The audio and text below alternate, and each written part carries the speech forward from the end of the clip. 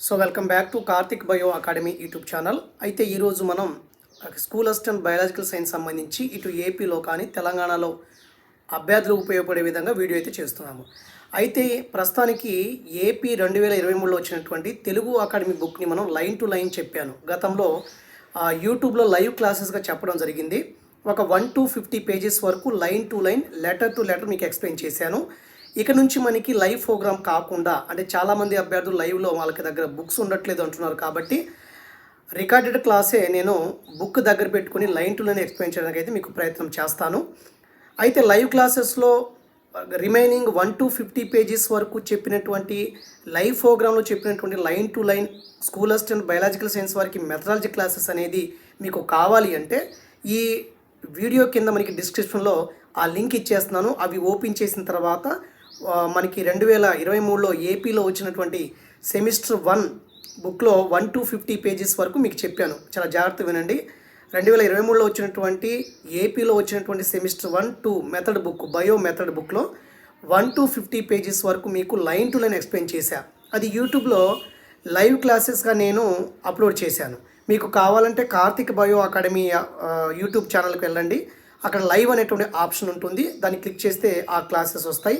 ఆ క్లాసెస్ అన్నీ కూడా ఈ వీడియో కింద డిస్క్రిప్షన్ ఓపెన్ అవుతుంది కదా, అక్కడ లింక్ ఇస్తాను. ఆ లింక్ ఓపెన్ చేస్తే ప్రీవియస్ క్లాసెస్ అన్నీ కూడా ఓపెన్ అవుతాయి. అది చూసిన తర్వాత మాత్రమే ఈ క్లాస్ చూస్తారని నేను మిమ్మల్ని రిక్వెస్ట్ చేస్తున్నాను. మరి ఈ క్లాస్ ఏం చెప్తుందంటే మనకి బయాలజీలో ఉన్నటువంటి విలువల గురించి మాట్లాడుతుంది. వృత్తిపరమైన, అంటే మనం గతంలో కొన్ని విలువల గురించి మాట్లాడాము. ఈ వీడియోలో ఏం మాట్లాడబోతున్నామంటే వృత్తిపరమైన విలువ ఏంటి, సృజనాత్మక విలువ, నైతిక విలువ, లైక్ క్రమశిక్షణ విలువ, ఒక 4 విలువల గురించి 2023లో తెలుగు అకాడమీ బయాలజీ మెథడాలజీ అండి ఏపీది. అది మీ దగ్గర ఉండొచ్చు, ఒకసారి చూసుకోండి. ఆ బుక్లో 50 పేజీ తర్వాత, ఆఫ్టర్ 50 పేజెస్ తర్వాత ఈరోజు ఒక 2-3 పేజీలు ఎక్స్ప్లెయిన్ చేయడానికి అయితే ప్రయత్నం చేస్తున్నాను. కాబట్టి ఆల్రెడీ తెలంగాణలో ఇద్దరే వచ్చారు ముందుకి, మనకి ర్యాంక్ వచ్చిన వాళ్ళు. మిగతా వాళ్ళు సర్టిఫికేట్ వెరిఫికేషన్ వచ్చిన తర్వాత అభ్యర్థులందరూ కూడా మనకి ఇన్ఫామ్ చేస్తారు. ఆ విషయాలు మీకు తెలియజేస్తాను. ఓకేనండి. Have a nice day. మనకి ప్రతిరోజు కూడా ఈ దసరాలో కొంచెం అటు ఇటు, దసరా హాలిడేస్లో కొంచెం వీడియో అటు ఇటు లేట్గా రావచ్చు, కానీ తర్వాత లైవ్ క్లాస్లో చెప్పాల్సినటువంటి తెలుగు అకాడమీ బయో మెథడ్ బుక్ని మీకు కనబడేటట్టు ఈ ట్యాబ్ మీదే ఎక్స్ప్లెయిన్ చేయడానికి అయితే ప్రయత్నం అయితే చేస్తాను. సో లేట్ చేయకుండా మన వీడియోలోకి వెళదాము. బయో అకాడమీ యూట్యూబ్ ఛానల్ వృత్తిపరమైనటువంటి విలువ, వొకేషనల్ వాల్యూ అని చెప్తున్నాము. అంటే మనకి ఏదైనా ఒక మనం కోర్స్ కంప్లీట్ అయిపోయిన తర్వాత మనం జీవించడం కోసం ఏదైనా ఒక వొకేషనల్ ఎంచుకుంటాము, ఒక వృత్తిని ఎంచుకుంటాము. ఆ వృత్తిని ఎంచుకోవటానికి ఉపయోగపడేటువంటి విలువనే మనం వొకేషనల్ వాల్యూ అని చెప్పడం జరుగుతుంది. సో ఇక లైన్ టు లైన్ చెప్తున్నాను కాబట్టి అనేక రంగాలలో విజ్ఞాన శాస్త్రం అభివృద్ధి వల్ల, అంటే అనేక రంగాలలో శాస్త్ర అభివృద్ధి వల్ల జీవశాస్త్ర అధ్యయనం ఎన్నో వృత్తులకు ఆధారంగా వివిధ వృత్తి విద్యా కోర్సులకు తెరిచిన ద్వారంగా ఉంటుంది. ఇప్పుడు నేను బయాలజీ చదువుకున్నాను కాబట్టి బీఎస్సీ బీఈడి, ఎంఎస్సీ బాటనీ చేశాను కాబట్టి బీఈడిలో బయో మెథడ్ కాబట్టి నేను పీజీటీ బయాలజికల్ సైన్స్ ఉద్యోగం అనేది చేస్తున్నాను రెగ్యులర్గా. అయితే నేను జీవశాస్త్రాన్ని అధ్యయనం చేయటం వల్ల నేను జీవించడానికి ఒక అవకాశం దొరికింది. కాబట్టి జీవన వృత్తి కోసము ఒక వృత్తిని ఎన్నుకోవటమే ఆ విలువని మనం వృత్తిపరమైన విలువ అని చెప్తాము. ఈ జీవశాస్త్రాన్ని అధ్యయనం చేయటం వల్ల మనకి వృత్తిపరమైన విలువలు వస్తాయి. ఎందుకంటే మనం జీవితంలో స్థిరపడటానికి ఏదో ఒక వృత్తిని ఎంచుకుంటాము. అదే మనకి వృత్తిపరమైనటువంటి విలువ. జీవశాస్త్ర విద్యార్థి తన అభిరుచికి అనుగుణంగా, తన ఇంట్రెస్ట్కి అనుగుణంగా కోర్సును ఎంచుకోవడానికి తగిన జ్ఞానాన్ని జీవశాస్త్రం అనేది మాధ్యమిక స్థాయిలో అందిస్తుంది. సో మనకి జీవశాస్త్ర విద్యార్థి తనకి ఇంట్రెస్ట్గా, అభిరుచికి అనుగుణంగా కోర్సును ఎంచుకోవటానికి తగిన జ్ఞానాన్ని ఈ బయాలజీ అనేది 10th ఇంటర్మీడియట్లోనే అందిస్తుంది. ఈ 10th ఇంటర్మీడియట్ అయిన తర్వాత మనకు నచ్చినటువంటి జీవితంలో స్థిరపడటానికి కావాల్సిన కోర్సును మనం ఎంచుకుంటాము. కాబట్టి జీవశాస్త్ర విద్యార్థి తన అభిరుచికి అనుగుణంగా కోర్సును ఎంచుకోవటానికి తగిన జ్ఞానాన్ని ఈ బయాలజీ అనేది మనకి మాధ్యమిక స్థాయిలోనే అందిస్తుంది. అయితే బయాలజీ చదివిన వాళ్ళు డాక్టర్లు, అదేవిధంగా శాస్త్రవేత్తలు, జన్యు శాస్త్రవేత్తలు, ఆరోగ్య పరిరక్షకులు, నర్సులు, ఉపాధ్యాయులు, లెక్చరర్సు, ప్రొఫెసర్ లాంటి వృత్తులను చేపట్టే అవకాశము జీవశాస్త్ర అధ్యయనం కల్పిస్తుంది.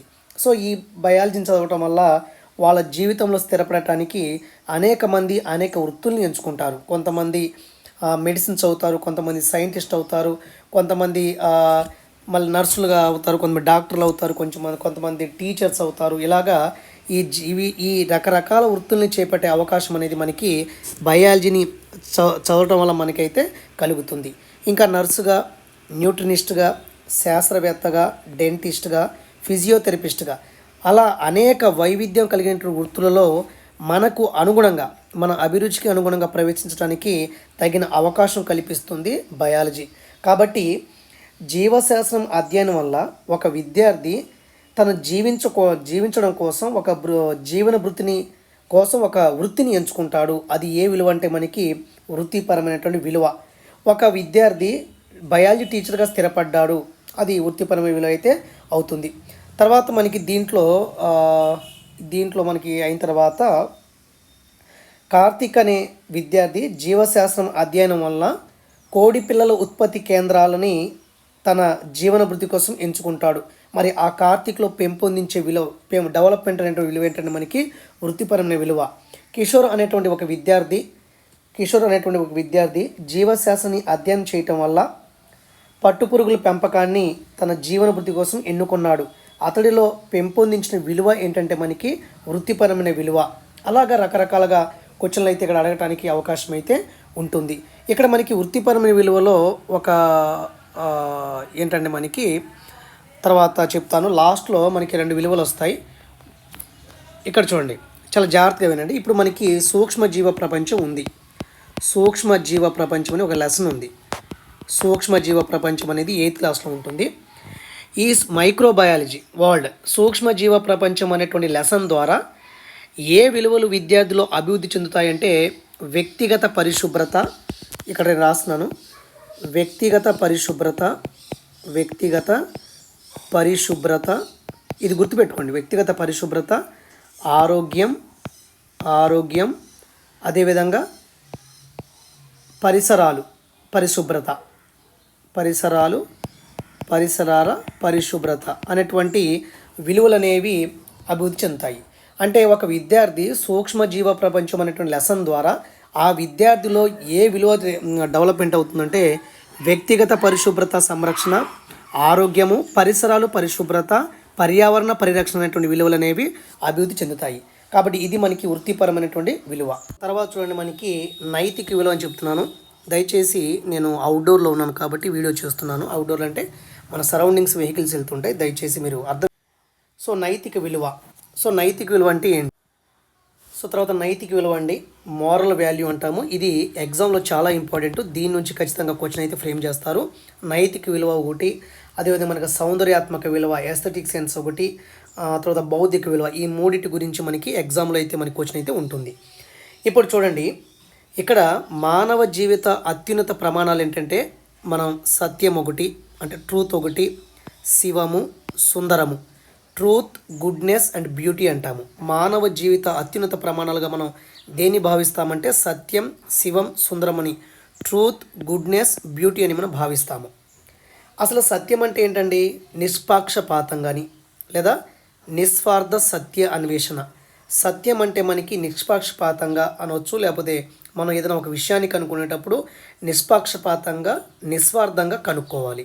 మరి శివం అంటే ఏంటంటే సకల జీవరాశుల శ్రేయస్సును మనం ఆకాంక్షించడం. అంటే వాటిని, అన్ని జీవుల్ని మనం హాని చేయకుండా ఉండటం. సుందరం అంటే బ్యూటీ, అంటే ప్రకృతిలోని సహజ సౌందర్యాన్ని, సమతుల్యతను భంగపరచకుండా ఉండటం. సో సుందరం అంటే బ్యూటీ, అంటే ప్రకృతిలో ఉన్నటువంటి సహజ సౌందర్యాన్ని, ప్రకృతిలో సౌందర్యం ఉంటుంది, సహజ సౌందర్యం ఉంటుంది. అదేవిధంగా ప్రకృతిలో బ్యాలెన్స్, సమతుల్యత ఉంటుంది. వాటిని మనం ఎప్పుడూ కూడా భంగపరచకూడదు.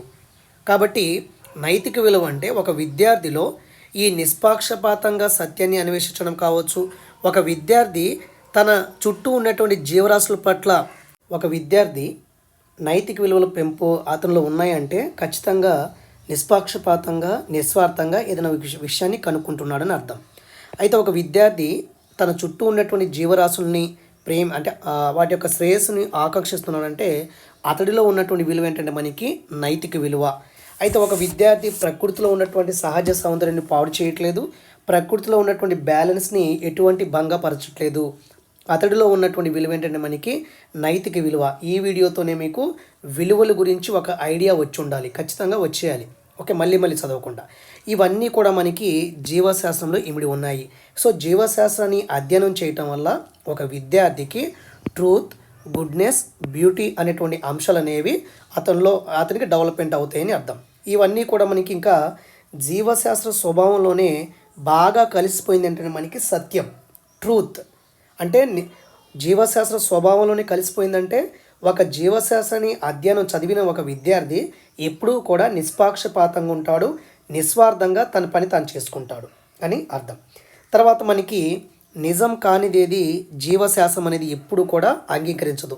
ఓన్లీ బయాలజీ కానీ సైన్స్ కానీ ఏది అనుసరిస్తుందంటే మనకి నిజం ఏదైతే అదే ఒప్పుకుంటుంది, కానీ నిజం కానిది ఎప్పుడు కూడా అంగీకరించదు. అది ఓన్లీ నిజాన్ని మాత్రమే పరిగణనలో తీసుకుంటుంది. మరలా రుజువు అయినప్పుడు మాత్రమే అది ఒక అంగీకరించబడ్డ సిద్ధాంతంగా నిలుస్తుంది. మరలా రుజువు అయినప్పుడు మాత్రమే అది ఒక అంగీకరించబడ్డ సిద్ధాంతం.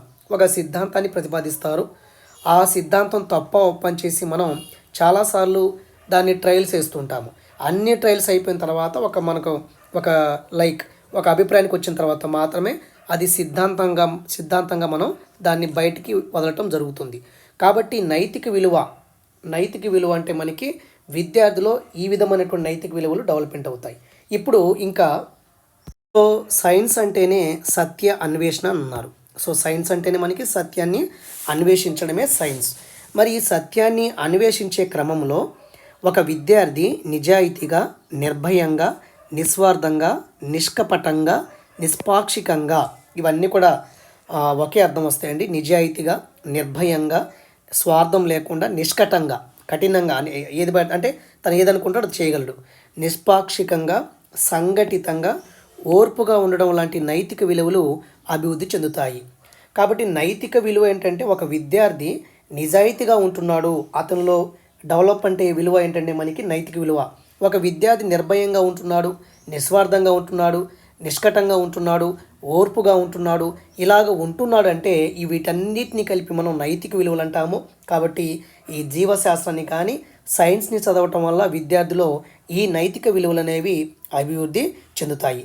తర్వాత వాస్తవాలకు భిన్నమైన వ్యాఖ్యానం తప్ప వక్ర భాష్యం ఉండదు. కేవలం ఇక్కడ ఏదైనా ఒక విషయాన్ని కనుక్కునేటప్పుడు అంటే వక్ర భాషం చేయడు, ఖచ్చితంగా ఉంటారు, వాస్తవ పరంగానే ఉంటారు.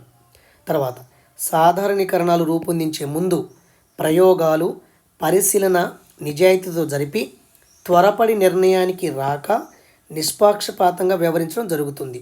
అంటే మనం ఒక సత్యాన్ని అన్వేషించేటప్పుడు లాస్ట్కి వచ్చేస్తాం, మనం లాస్ట్ స్టెప్కి వస్తాము. అప్పుడు సాధారణీకరణం చేసి అది తప్ప ఒప్పని చెప్పేస్తాము. అంటే సాధారణీకరణ రూపొందించే ముందు అంటే ఏదైనా ఒక విషయానికి ఎండింగ్ వచ్చేస్తాం. మనం ఒక ప్రయోగం చేసేటప్పుడు ఎండింగ్ వచ్చి మనం జనరలైజ్ చేస్తాం కదా, సాధారణీకరణిస్తాం కదా, అలాగా సాధారణీకరణాలు రూపొందించే ముందు ప్రయోగాలు, పరిశీలన నిజాయితీతో జరిపి త్వరపడి నిర్ణయానికి రాక నిష్పాక్షపాతంగా వ్యవహరించడం జరుగుతుంది.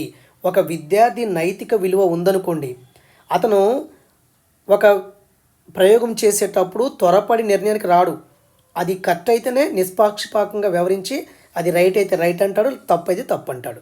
ఈ రకంగా నైతిక విలువలు అనేవి మరి జీవశాస్త్రం అధ్యయనం ద్వారా ఒక విద్యార్థిలో నైతిక విలువలు అనేవి అభివృద్ధి చెందుతాయి. అంటే ఫర్ ఎగ్జాంపుల్ ఇక్కడ కీవర్డ్ ఏంటంటే నిజాయితీగా, నిస్వార్థంగా, నిష్కపటంగా, నిష్పాక్షపాతంగా ఉండటం అనేది కీ పాయింట్. ఈ కీ పాయింట్ అనేది మీకు క్వశ్చన్ పేపర్లో కనిపిస్తే అది 99% నైతిక విలువ అనేది అవుతుంది. తర్వాత చూడండి, ఇక్కడ ఇంకో బిట్ అయితే వస్తుంది, ఇక్కడ చాలా జాగ్రత్తగా చూడండి. శాస్త్ర పరిజ్ఞానాన్ని మానవాళి సంక్షేమానికి ఉపయోగించుకోవటం పూర్తిగా మన విచక్షణపై ఆధారపడి ఉంటుందన్నాడు. అంటే ఇక్కడ మనకి ఈరోజు అణుబాంబులు తయారు చేస్తున్నారు. మరి ఈ అణుబాంబులు ఒక దేశం మీద వేస్తే దేశం మొత్తం సర్వనాశనం అయిపోతుంది. అంటే అణు పరిజ్ఞానాన్ని మానవ వినాశనానికి కాక మానవ కళ్యాణం కోసం ఉపయోగించుకోవచ్చు అని ఒక విద్యార్థి భావిస్తే ఆ విద్యార్థిలో ఉండేటువంటి విలువ ఏంటంటే మనకి నైతిక విలువ. ఈరోజు విజ్ఞాన శాస్త్రం అభివృద్ధి చెందటం వల్ల అనేక దేశాలు అనేక రకంగా న్యూక్లియర్ వెపన్స్ కావచ్చు అన్నిటి కూడా సిద్ధపరుచుకున్నాయి. అవి వాటిని వేరే దేశం మీద వాడేయవచ్చు. ఎందుకు? నైతికంగా ఆలోచిస్తున్నాయి కాబట్టి. వేరే దేశాల మీద అంత తొందరగా అణుబాంబుల్ని ఉపయోగించరు. కాబట్టి ఈ జీవశాస్త్రాన్ని చదివినాం అంటే ఒక విద్యార్థి కార్తీక్ అనేటువంటి ఒక విద్యార్థి తనకున్నటువంటి అణు పరిజ్ఞానాన్ని మానవుల్ని వినాశనం కోసం కాక మానవ కళ్యాణం కోసం ఉపయోగిస్తున్నారు. అప్పుడు ఆ కార్తీక్లో పెంపొందించిన విలువ అంటే డెవలప్మెంట్ అయిన విలువ ఏంటంటే మనకి నైతిక విలువ అనేది అవుతుంది. కాబట్టి ఇక్కడ చూడండి, సరైన పద్ధతిలో జరిగే జీవశాస్త్రం పఠనము విచక్షణను కూడా విద్యార్థులు పెంపొందింపజేస్తుంది. అంటే జీవశాస్త్రం చదవటం వల్ల విచక్షణ అని చెప్తున్నాడు. ఏది మంచి ఏది చెడు మనం ఆలోచిస్తూ ఉంటాము. కాబట్టి విజ్ఞాన శాస్త్ర స్వభావంలోనే ఆ క్రమశిక్షణ నైతిక విలువలు అనేవి ఇమిడి ఉన్నాయి. విజ్ఞాన శాస్త్ర స్వభావంలోనే జనరల్గా క్రమశిక్షణ విలువ నైతిక విలువలు ఉన్నాయి. కాబట్టి విద్యార్థులు ప్రయోగాలు చేసేటప్పుడు తమ యొక్క పరిశీలనను నిజాయితీగా నమోదు చేయటం కూడా మనకి నైతిక విలువే అవుతుంది. ఒక విద్యార్థి నిష్పక్షపాతంగా నిస్వార్థంగా ఏదైనా ఒక పనిని చేస్తున్నాడు, ఆ విద్యార్థిలో ఉండే విలువ నైతిక విలువ. ఒక విద్యార్థి సకల జీవరాశులు తన చుట్టూ ఉన్నటువంటి జీవరాశుల గురించి వాటి యొక్క శ్రేయస్సును కోరుకుంటున్నాడు, అది నైతిక విలువ అవుతుంది. ప్రకృతిని నాశనం చేయదలుచుకోలేదు, అది కూడా అంటే తన చుట్టూ ఉన్నటువంటి ప్రకృతి యొక్క సమతుల్యతను దెబ్బతీయట్లేదు, అప్పుడు వారిలో ఉన్నటువంటి విలువ కూడా మనకి నైతిక విలువ కూడా చెప్పొచ్చు మనకి. తర్వాత మనకి క్రమశిక్షణ విలువ. సాధారణంగా బయాలజీ ఎవరైనా సైన్స్ చదివే స్టూడెంట్ ఖచ్చితంగా క్రమశిక్షణ విలువను కలిగి ఉంటాడు. ఓకేనండి. ఒక క్రమబద్ధమైనటువంటి ఒక ఆర్డర్లో తమ యొక్క జీవితాన్ని నడిపిస్తుంటాడు ఒక విద్యార్థి కావచ్చు, ఎవరైనా కావచ్చు. నెక్స్ట్ వన్ వచ్చేసి మనకి అది క్రమశిక్షణ విలువ అవుతుంది. మనం ఒకసారి లైన్ టు లైన్ చదువుదాం.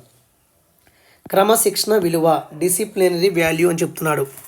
సో క్రమశిక్షణ విలువలో మనకి ఏం జరుగుతుందంటే, క్రమశిక్షణ విలువ మనకి ల్యాబ్ పరంగా ఇక్కడ వివరించారు. బయాలజీ ల్యాబ్ పరంగా కానీ సైన్స్ ల్యాబ్ పరంగా మనం చూడాలి. ఇక్కడ చూడండి, క్రమశిక్షణ విలువ అని చెప్తున్నారు. సత్య అన్వేషణలో ఒక క్రమబద్ధమైన విధానం లేదా శాస్త్రీయ పద్ధతిని ఉపయోగించడం వలన క్రమశిక్షణ అనేది అలవడుతుందన్నారు. ఏదైనా ఒక పని చేసేటప్పుడు దాన్ని మనం సత్యాన్ని అన్వేషణలో అంటాము. ఏదైనా ఒక సత్యాన్ని అన్వేషించే క్రమంలో ఒక క్రమబద్ధమైన విధానము లేదా శాస్త్రీయ పద్ధతిని ఉపయోగించుకుంటాం. మనం ఏదైనా ఒక పని చేసాము, ఇప్పుడు డిఎస్సి కోచింగ్, మనం డిఎస్సి ఎగ్జామ్ రాస్తున్నాము, సరైనటువంటి కోచింగ్ తీసుకుంటాము, సరైన బుక్స్ తీసుకుంటాము, ఒక ఆర్డర్లో దాని ప్రిపరేషన్ అయితే ఉంటుంది. కాబట్టి సత్య అన్వేషణలో లేదా డిఎస్సి ప్రిపరేషన్లో ఒక క్రమబద్ధమైన విధానం మీరు ఆలోచిస్తారు కాబట్టి మీకు క్రమశిక్షణ విలువ ఉన్నట్టే లెక్క.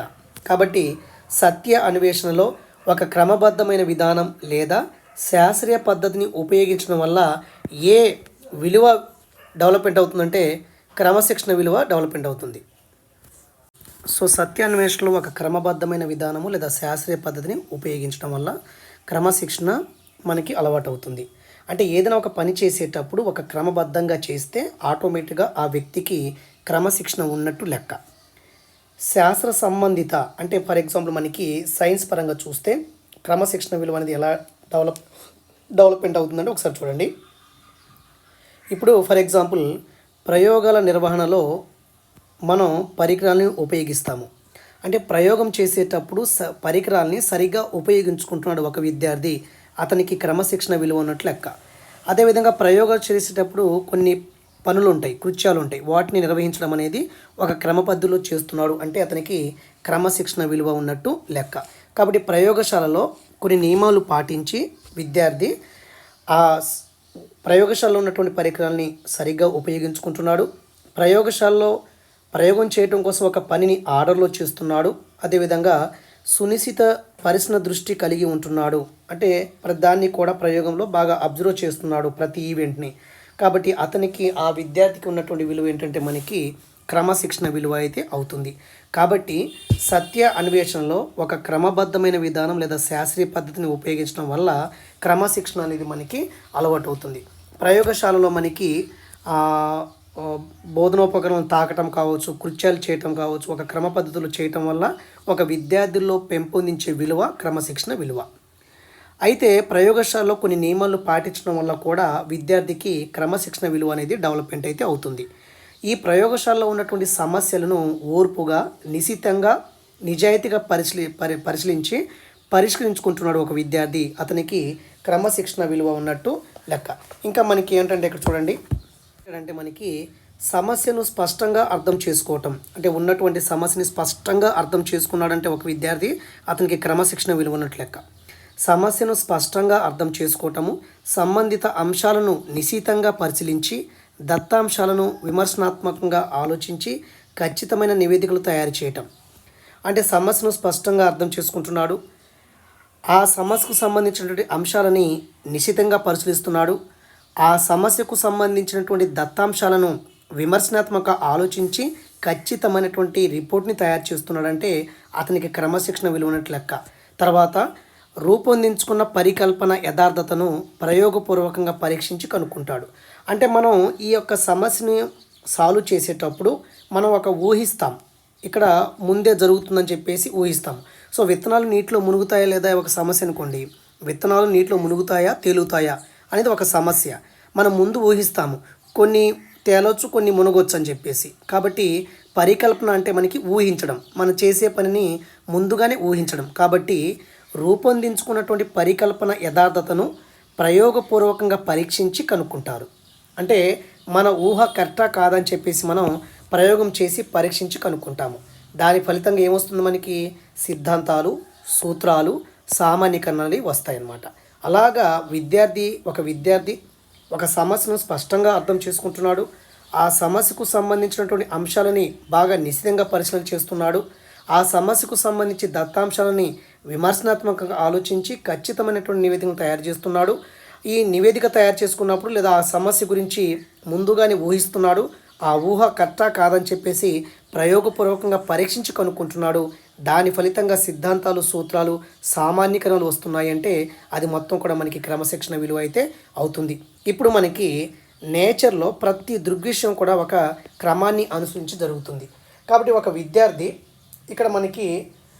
విద్యార్థి జీవశాస్త్రం అధ్యయనం వల్ల తన జీవితాన్ని ఒక క్రమబద్ధంగా కొనసాగిస్తున్నాడు.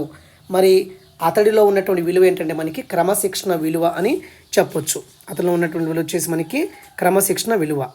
తర్వాత మనకి ఇంకో ఇంపార్టెంట్ పాయింట్ ఏంటంటే సత్య అన్వేషణ. ఇక్కడ రాస్తున్నాను చూడండి, సత్య అన్వేషణ సామర్థ్యాన్ని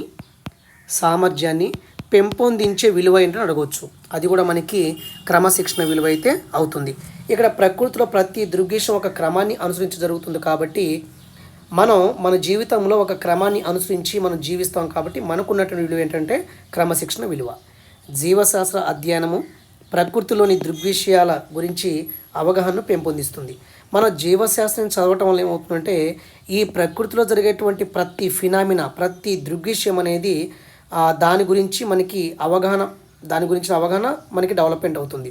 మన చుట్టూ ప్రకృతిలో జరిగేటువంటి దృగ్విషయాల గురించి మనకి అవగాహన కలుగుతుందంటే మనకున్నటువంటి విలువ ఏంటంటే మనకి క్రమశిక్షణ విలువ.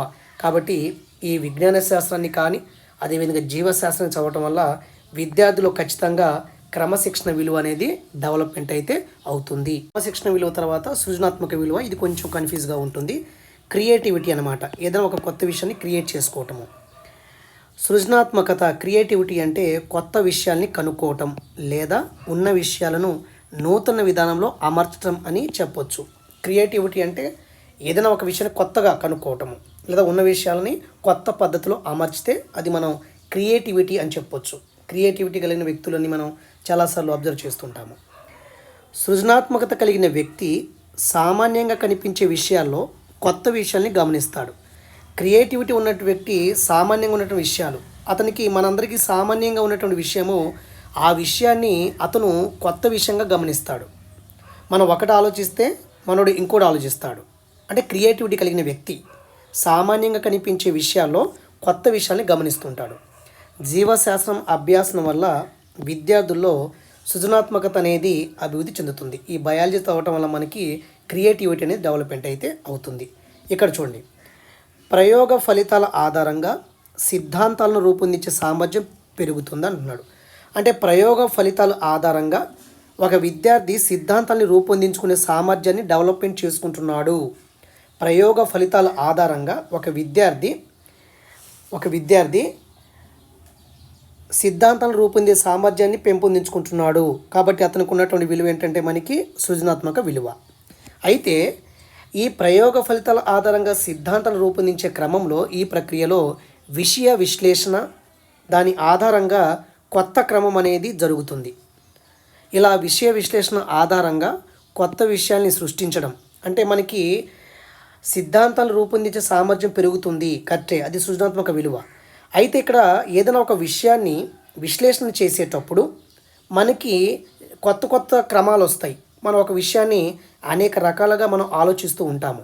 అంటే ఒక విషయాన్ని విశ్లేషణ చేయటం వల్ల కొత్త విషయాలు వస్తాయి, కొత్త విషయాలను సృష్టించవచ్చు, లేదా కొత్త విషయాలు రూపొందించడాన్ని మనం సంశ్లేషణగా చెప్పవచ్చు.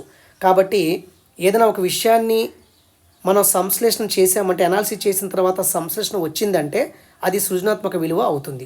కాబట్టి ఏదైనా ఒక విషయాన్ని విశ్లేషణ చేసేటప్పుడు మనం కొత్త కొత్త విషయాన్ని సృష్టిస్తాం కాబట్టి దాన్ని మనం సంశ్లేషణగా చెప్పవచ్చు. కాబట్టి విశ్లేషణకు ఆధారం ఏంటంటే ఉన్నది ఉన్నట్లుగా అర్థం చేసుకొని విభిన్న కోణాలలో వ్యాఖ్యానించగల సామర్థ్యము, అంతేకాక స్వతంత్రంగా ఆలోచించడం అనేది ఈ క్రియేటివిటీకి మూలమైతే అవుతుంది. ఇక్కడ మనకి ఈ విశ్లేషణకు ఆధారం ఏంటి? ఏదైనా ఒక విషయాన్ని మనం విశ్లేషించేటప్పుడు దానికి ఆధారం ఏంటంటే ఉన్నది ఉన్నట్లుగా అర్థం చేసుకొని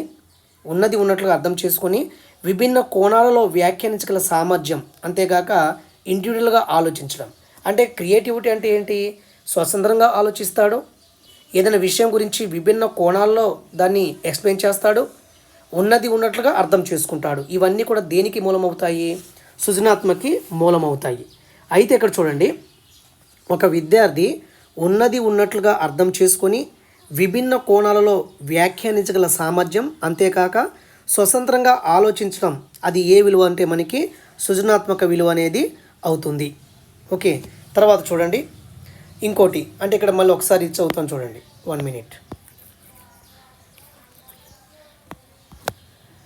ప్రయోగ ఫలితాల ఆధారంగా సిద్ధాంతాలని రూపొందించే సామర్థ్యం అయితే పెంపొందుతుంది. ప్రయోగ ఫలితాల ఆధారంగా కొత్త సిద్ధాంతాలు వస్తాయి.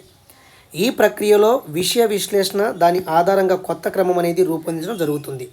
ఈ విషయ విశ్లేషణ ఆధారంగా కొత్త విషయాన్ని కనుక్కోవటము, ఎలా మనం దాన్ని రూపొందించుకోవడాన్ని మనం సంశ్లేషణ అని చెప్పవచ్చు. కాబట్టి విశ్లేషణకు ఆధారం ఏంటంటే ఉన్నది ఉన్నట్లుగా అర్థం చేసుకొని విభిన్న కోణాలలో వ్యాఖ్యానించగల సామర్థ్యము, అంతేకాక స్వతంత్రంగా ఆలోచించడము, ఇది అన్నీ కూడా మనకి క్రియేటివిటీ అవుతుంది. అంటే క్రియేటివిటీ అంటే స్వతంత్రంగా ఆలోచిస్తాడు, విభిన్న కోణాల్లో వ్యాఖ్యానిస్తాడు, ఉన్నది ఉన్నట్లుగా అర్థం చేసుకుంటాడు ఒక విద్యార్థి. రెండోది ఏంటంటే మనకి జీవశాస్త్ర అధ్యయనంలో పరిశీలన ప్రయోగాలు చేయటం ద్వారా విద్యార్థి స్వతంత్రంగా ఆలోచించడం నేర్చుకుంటాడు. అంటే జీవశాస్త్ర అధ్యయనంలో పరిశీలన ప్రయోగాలు చేయటం ద్వారా ఒక విద్యార్థి స్వతంత్రంగా ఆలోచించడం నేర్చుకుంటున్నాడు. అతనికి ఉన్న విలువ ఏంటంటే మనకి సృజనాత్మక విలువ. అధ్యయనంలో పరిశీలన ప్రయోగాలు చేయటం ద్వారా విద్యార్థి స్వతంత్రంగా ఆలోచించడం నేర్చుకుంటున్నాడు. అయితే ఇది క్రియేటివిటీ విలువ అవుతుంది. కాబట్టి జీవశాస్త్ర అధ్యయనంలో పరిశీలన ప్రయోగాలు చేయటం ద్వారా విద్యార్థి స్వతంత్రంగా ఆలోచించడం నేర్చుకుంటున్నాడు. దానివల్ల ఏమవుతుంది? వ్యాఖ్యానించగల నేర్పు అలవడుతుంది. ఓకే, నూతన విషయాల సృష్టికి దారితీస్తుంది. కాబట్టి ఇక్కడ విద్యార్థి స్వతంత్రంగా ఆలోచించడం నేర్చుకుంటున్నాడు. దానివల్ల వ్యాఖ్యానించగల నేర్పు అతనిలో డెవలప్మెంట్ అవుతుంది. కాబట్టి ఆటోమేటిక్గా మనకి కొత్త విషయాలకి అది నాంది అయితే పలుకుతుంది. తర్వాత విద్యార్థులు ప్రయోగశాలకు కావాల్సినటువంటి పరికరాలని సమకూర్చుకుంటున్నారు. చూడండి, కావలసిన పరికరాలను సమకూర్చుకొని అన్నారు. కాబట్టి విద్యార్థులు ప్రయోగాలకు కావలసినటువంటి పరికరాలని సమకూర్చుకుంటున్నారు. అప్పుడు విద్యార్థుల్లో అభివృద్ధి చెందే విలువ ఏంటంటే మనకి క్రియేటివిటీ విలువ. అదేవిధంగా ఒక విద్యార్థి ప్రయోగాలను సమర్థవంతంగా నిర్వహిస్తున్నాడు. అతనిలో ఉండేటువంటి విలువ వచ్చేసి క్రియేటివిటీ విలువ. అదేవిధంగా మనకి విద్యార్థులు ప్రయోగాలు చేయటానికి అక్కడ సరైనటువంటి పరికరాలు లేనప్పుడు అవసరమైన ప్రత్యామ్నాయ పరికరాలని తయారు చేసుకుంటున్నాడు. మరి ఆ విద్యార్థుల్లో డెవలప్మెంట్ విలువ ఏంటంటే మనకి సృజనాత్మక విలువ. కాబట్టి సమరీ చెప్తాను చూడండి. సమరీ ఏంటంటే చాలా జాగ్రత్త వినాలి. విద్యార్థి కానీ విద్యార్థులు కానీ ప్రయోగాలకు కావలసినటువంటి పరికరాలను ఆపరేటర్స్ని సమకూర్చుకుంటున్నారు. అది క్రియేటివిటీ విలువ. ఒక విద్యార్థి ప్రయోగాలను సమర్థవంతంగా నిర్వహిస్తున్నాడు. అదేవిధంగా ప్రయోగాలను సక్రమంగా పరిశీలిస్తున్నాడు. అవసరమైనటువంటి ప్రత్యామ్నాయ పరికరాలని తయారు చేసుకుంటున్నాడు. అప్పుడు ఆ విద్యార్థిలో ఉండే విలువ సృజనాత్మక విలువ. ఒక విద్యార్థి ప్రయోగ ఫలితాల ఆధారంగా సిద్ధాంతాలను రూపొందించే సామర్థ్యాన్ని పెంపొందించుకుంటున్నాడు. సృజనాత్మక విలువ. ఒక విద్యార్థి ఉన్నది ఉన్నట్లుగా అర్థం చేసుకొని విభిన్న కోణాలలో వ్యాఖ్యానించగల సామర్థ్యం, అంతేకాక స్వతంత్రంగా ఆలోచించడం నేర్చుకుంటున్నాడు. అది క్రియేటివిటీ విలువ. కాబట్టి ఇవన్నీ కూడా మనకి సృజనాత్మక విలువ కింద అయితే వస్తుందండి. నెక్స్ట్ మనకి నెక్స్ట్ వాల్యూ అయితే చూడడానికి వాల్యూ అయితే చూడడానికి ప్రయత్నం చేద్దాము. అది నెక్స్ట్ క్లాస్లో కంటిన్యూ చేస్తాను. కాబట్టి ఇలాగ మనం methodology line to line, letter to letter live class చేశాను. మీకన్నా కావాలనుకుంటే ఈ వీడియో కింద డిస్క్రిప్షన్లో పెడుతున్నాను ఆ లింక్లన్నీ కూడా. అది చూసిన తర్వాత మాత్రమే ఇది చూస్తారని నేను మనస్ఫూర్తిగా కోరుకుంటున్నాను. సో మెథడాలజీ క్లాసెస్ అనేవి ఎలాగైనా టీచ్ చేయొచ్చండి. అంటే నా వే ఇది. కాబట్టి నచ్చితే వీడియో చూడండి. చాలా జాగ్రత్తగా టెక్స్ట్ బుక్ దగ్గర పెట్టుకొని నేను ఎక్స్ప్లెయిన్ చేసేటప్పుడు కొత్త విషయాలు కూడా ఎక్స్ప్లెయిన్ చేస్తున్నాను. లైన్ టు లైన్ చదివితే ప్రయోజనం ఉండదు కదా.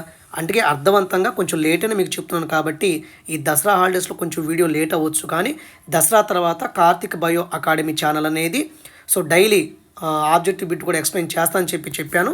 సో ఆ విషయాలు కూడా మీకు తెలియజేస్తాను. Have a nice day. God bless you. Thank you. ఇది ఏపీ వాళ్ళకి బాగా ఉపయోగపడుతుంది. తెలంగాణ వాళ్ళకి కూడా ఈ మెథడాలజీ అనేది ఉపయోగపడుతుంది.